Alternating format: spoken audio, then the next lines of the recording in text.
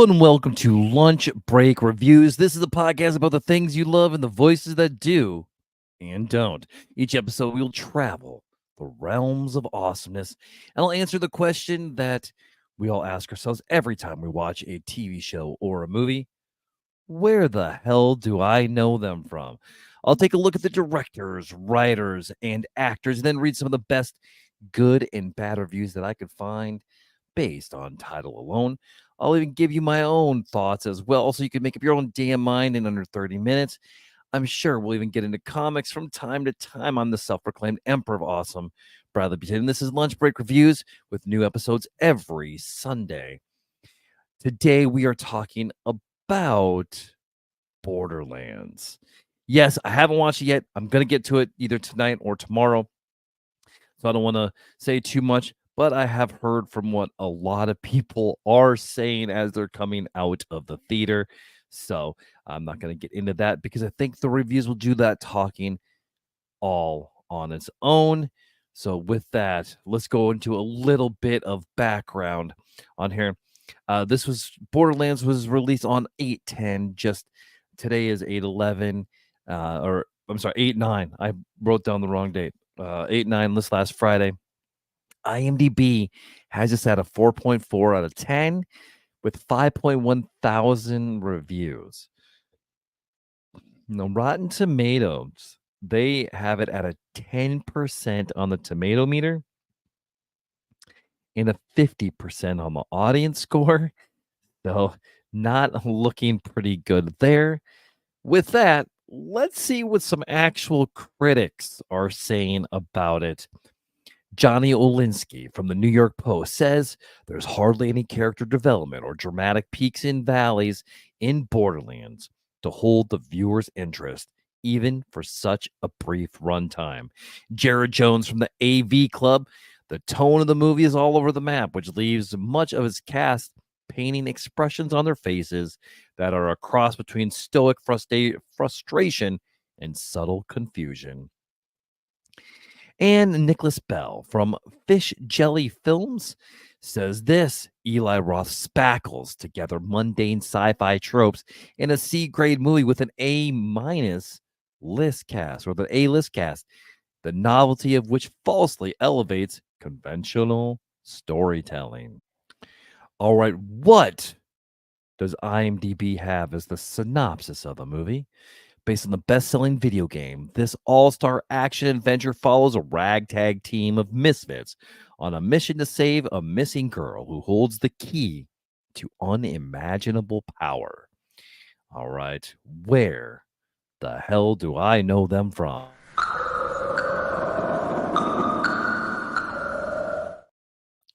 All right, this is going to be taken straight out of IMDb. We're going to start with Eli Roth. He is best known for his horror movies, but a couple of recent ones. Thanksgiving, I really liked that. Inglorious Bastards, Hostel, Finn, The House with the Clock in Its Walls. I really enjoyed that movie back when that came out. Knock Knock, The Green Inferno, Hemlock Grove, Hostel Part 2 is so much fun there. This is also written by Eli Roth and Joe Abercrombie. And Joe is known for Love, Death, and Robots, an episode of that. The Worlds of Fantasy. It's just a mini series. Really, that is it that he has on his IMDb. Let's get into the main stars and maybe some of the not so main stars because I haven't seen it. So let's go. Kate Blanchett, she plays Lilith in the movie, and she is most known for Carol back in 2015, where she played Carol Aird. Have not seen that. Blue Jasmine, she was Jasmine in that back in 2013.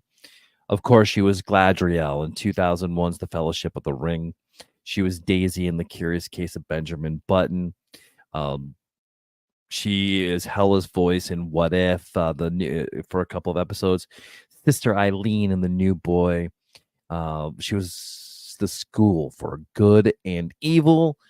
And she was in Pinocchio. She was a voice of Spazzatura. She's a tiger, the voice of Tiger in Euphoria. And let's see, in Nightmare Alley, she plays Dr. Lilith Ritter. If you haven't seen that, that is a great movie. And let's move on from Kate to Kevin Hart, who plays Roland in this. And he best known here is Ride Along. He plays Ben Barber. Central Intelligence, where he's Calvin Joyner. A Grudge Match, where he is Dante Slade Jr. back in 2013. The Secret Life of Pets, where he is the voice of Snowball. Group Therapy, he produced that. Die Hard 2, Die Hard to Lift. So much. Anything else that catches my eye?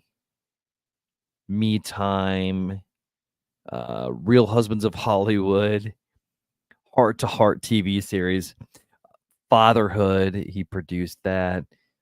Lots of stuff for Kevin Hart. Funny guy. Love his work. And Edgar Ramirez, he plays Atlas. Best known, according to IMDb, is Gold, where he plays Michael Acosta. Point Break as a Bodhi. And Deliver Us from Evil, where he plays Mendoza and Carlos. He is Ilk Ramirez Sanchez Carlos. He most recently was in Dr. Death. It was the second season of Dr. Death, where he played one of the main characters, Wolf Like Me. He was in a couple episodes of that. Jungle Cruise, he was in that back in 2021, where he was Aguirre. The Last Days of American Crime, he was Graham Brickle. That seems American Crime Story was a TV series he was in as well, where he plays Giovanni Versace. The Girl on the Train, Dr. Kamal Abdik. Point Break, Bodhi, we talked about that. Delivers, we talked about that. Zero Dark 30, I forgot he was in that. Yes, he was a Larry from Ground Branch. Wrath of the Titans, he plays Ares. Let's see here. The Bourne Ultimatum, he was in that as well back in 2007, where he plays Paz. Domino, here's another one that surprises me. Choco in Domino. Guess I didn't realize that. And anything, nothing, no big or no other surprises for Edgar Ramirez on that one. Jamie Lee Curtis. Yes, that Jamie Lee Curtis. She's known for True Lies, Halloween movies, Everything, Everywhere, All at Once. She was in a couple episodes of The Bear, Haunted Mansion. She was Madame Leota in that. Of course, Everything, Everywhere, All at Once. Deidre. Reno 9/11. She was in one episode of that where she was Lieutenant Donna Fitzgibbons. Archer, she was a voice in there. She was Peregrine. Knives Out, she plays Linda Drysdale. Scream Queens, she is Dean. Kathy Munch, and so much more. Who doesn't love her? Yeah, let's see what else we have. Ariana Greenblatt. Sorry if I'm mispronouncing that name. She is Sasha from Barbie in 2023. She was also young Ahsoka Tano in the TV series Ahsoka. She was Koa in 65. I really liked that movie. I think I've watched it like 2 or 3 times. Love and Monsters, she plays Minnow back in 2020. Let's see what else we have. She's Tabitha, a voice of Bud the Boss Baby Christmas Bonus. In the Heights, she is a young Nina. The Love and Monsters, we talked about Scoob. She is the voice of young Velma. She's also young Gamora in Avengers Infinity War back in 2018. So you could say Gamora and Ahsoka have the same youngling. Awesome. Liv and Maddie, she was in like an episode of that. Legendary Judas, she's a little girl, I guess. Okay. That is fun for her. Keep an eye open because I'm sure she's going to be doing a lot more. From what I hear, she is the best part of Borderlands. All right, Florian Montague. Sorry about saying that name wrong. He is most known for Shang-Chi and the Legend of the Ten Rings, Creed 2, where he is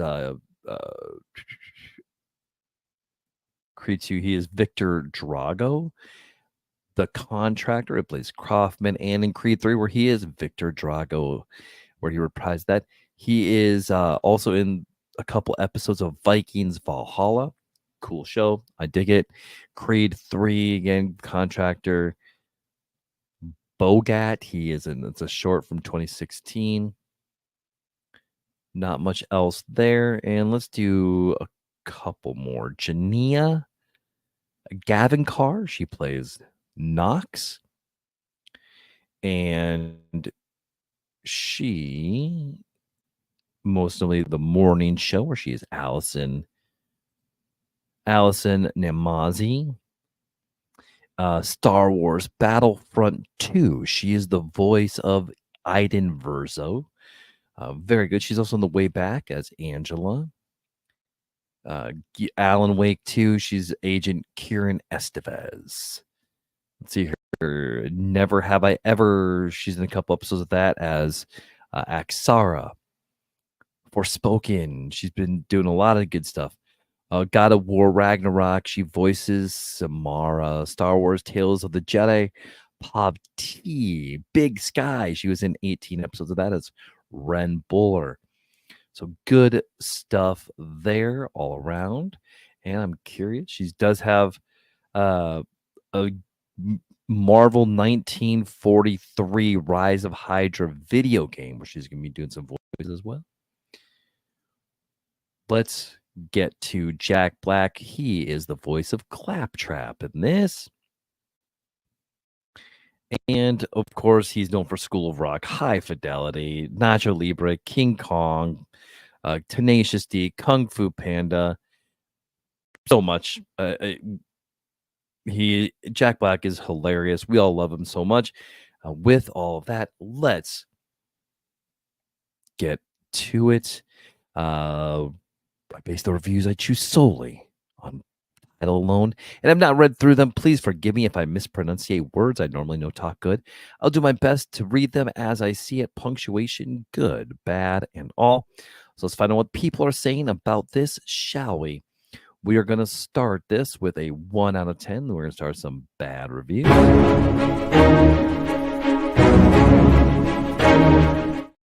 All right, this one is called If You Bought a Ticket, Don't Sell It, Ask for a Refund, and is dated for the 8th of August of 2024. If Zoolander 2 and Dragon Ball Evolution had a baby, and this baby had a baby with the son of Mask, the Borderlands movie would still be worse than this abomination. Oh, God. It's a shame that cash grab is all that is motivating Lionsgate to create movies, as this film is a giant insult to the beloved first-person shooter franchise with a large and dedicated fan base. 1, 100% of the casting is wrong. 2, characters and already based lore were completely changed without any logic. 3, comedic and gory M-rated content was replaced with cheap PG-13 poop jokes. The whole point of Borderlands is guns that kill. PG-13? When Sonic Movie's trailer was released and the world was shocked and reacted negatively to the design of the main character, Paramount listened, delayed the release, and redesigned Sonic from scratch. This cannot be said about the Lionsgate with the giant middle finger they keep raising to all the Borderlands fans. Okay, we pissed off the fanboys. We know that. Let's keep going. Let's see if it gets better or worse. I got another 1-star review.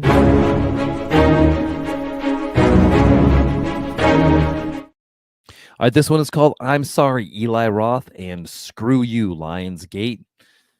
This is from the 10th of August of 2024. This was a movie that I was so looking forward to. But unfortunately, there were a lot of red flags with this movie. First off, the marketing was terrible. Then there was a number of reshoots done behind Eli Roth's back.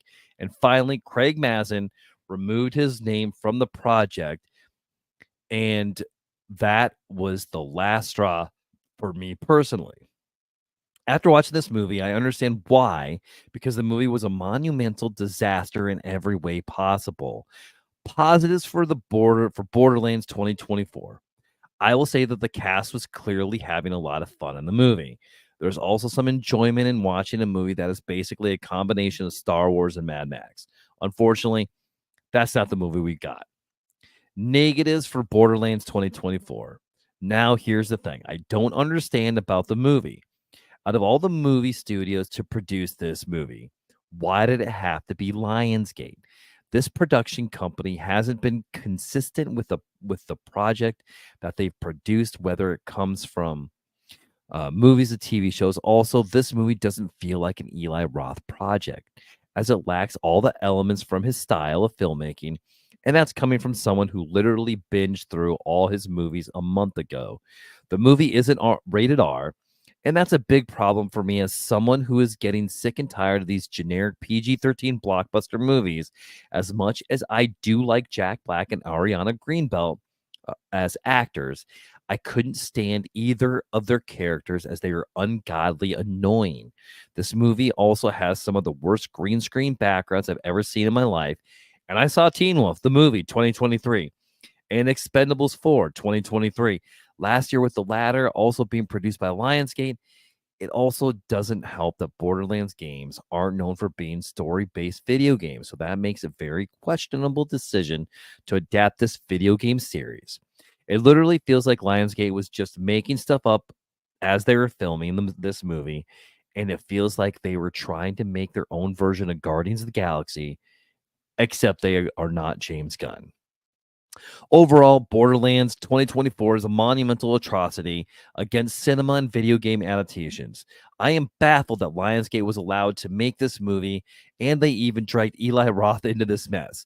It literally feels like Eli Roth was put into shackles by the studio, which is a big red flag for me. This is one of the worst movies of 2024 and one of the worst video game adaptations of all time. Wow. All right, cool. At least you backing up your claim with facts here, man. So, and by the way, you watched all the Eli Roth movies. I need to do that. Awesome. All right, let's do another bad review.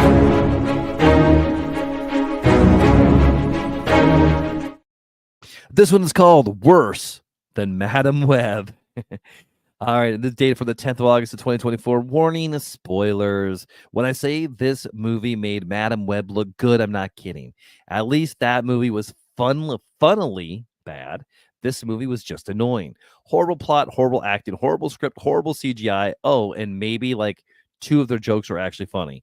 This movie genuinely was one of the most underwhelming things I've seen in my entire life.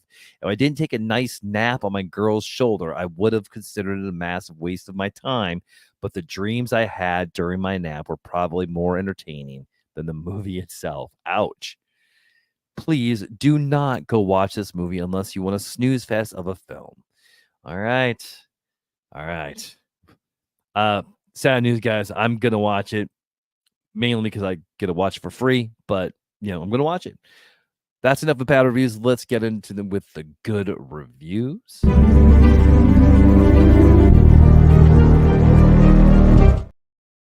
All right, and this is a 10 out of 10 and is titled Best F $ greater than X star. I think we know what he's meaning.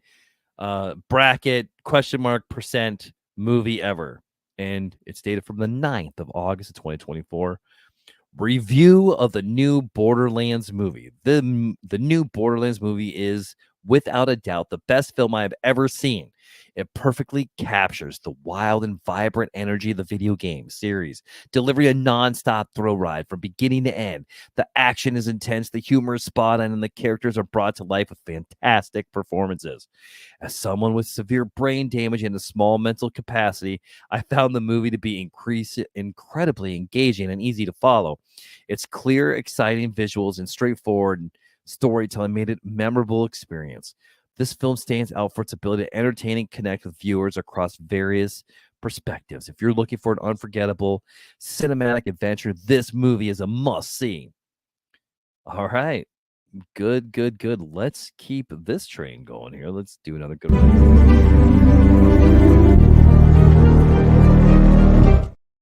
All right, this one is another 10 out of 10, and it's called Better Than I Thought. And I'm not a video game player, so had nothing to be biased about, and having seen the trailer, thought I'd see this as it looked like a silly sci-fi action movie and I was completely correct. To me, this film falls into the switch your brain off and just enjoy it, the movie type. Unlike many films of the modern age, this had a beginning, middle, and an end of all of which made sense. And the Tiny Tina actor stood out, but Jamie Lee Curtis was miscast. Sorry, Jamie. Stop micro analyzing, watch, enjoy, and move on. Just wish it had been available to see in IMAX 3D. Oh, one last thing. If DVD collections were still a thing, I would be adding this to it. Awesome. And one more good review.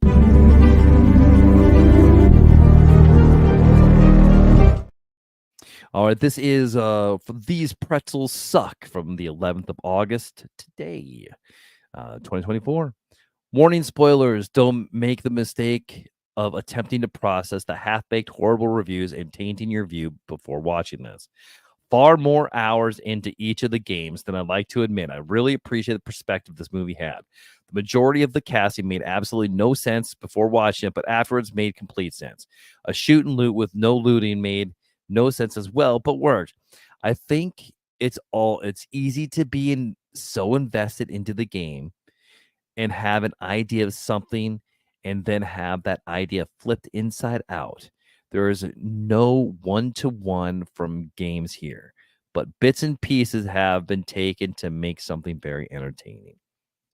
Awesome, awesome, awesome. I'm glad the people that liked it. I'm also glad the people didn't like it because I found that funny. So with that being said, let's couple upcoming movies that I'm excited for. Next week, we got the Alien Romulus. We have the new Crow movie. I'm on the fence about it, but I'm still going to watch it, and I will let you know how it is.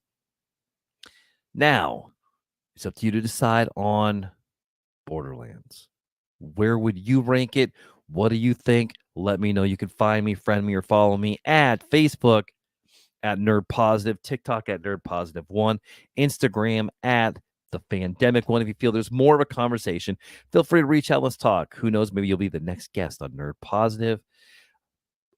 If you want to support the show, there are several ways to do so. You can buy me a coffee at buymeacoffee.com/nerdpositive, Patreon at patreon.com/nerdpositive, PayPal or Venmo at Bradley Butane. I'm not going to say no.